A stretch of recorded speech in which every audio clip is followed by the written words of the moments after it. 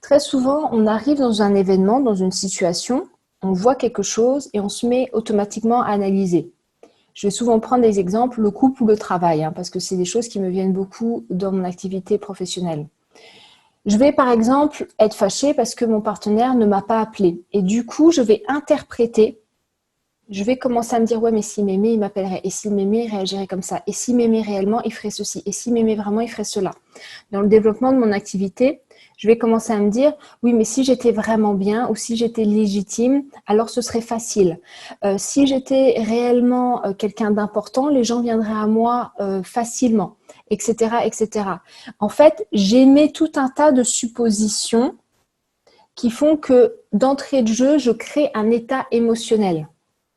Soit du stress, soit de la peur, soit de la colère. Et en fait, cet état émotionnel va naturellement confirmer, donc dans mes perceptions, ma manière de voir le monde, dans le focus que je vais mettre, je vais tout simplement trouver à l'extérieur des éléments qui vont confirmer ce que je crois à l'intérieur.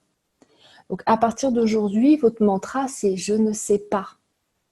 Je suis thérapeute, j'ai lu je ne sais combien de livres sur la psychologie et je peux vous garantir que quand quelqu'un vient vers moi ou quand il y a quelque chose qui se passe devant moi, la première chose que je me dis, c'est « je ne sais pas ».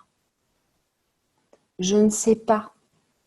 Je ne sais pas parce que si je commence à savoir, ça veut dire que j'interprète avec mes filtres. Or, mes filtres ne sont pas une réalité.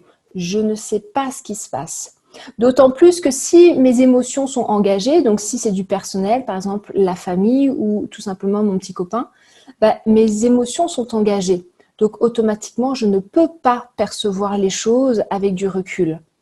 Je suis engagée, le rationnel fout le camp. Donc votre mantra à partir d'aujourd'hui, c'est « je ne sais pas ». Je ne sais pas exactement ce qui se passe. Et c'est OK de ne pas savoir. En fait, vous allez voir qu'au fur et à mesure qu'on va évoluer, le but du jeu, c'est d'accepter de ne pas savoir et d'accepter d'être vulnérable.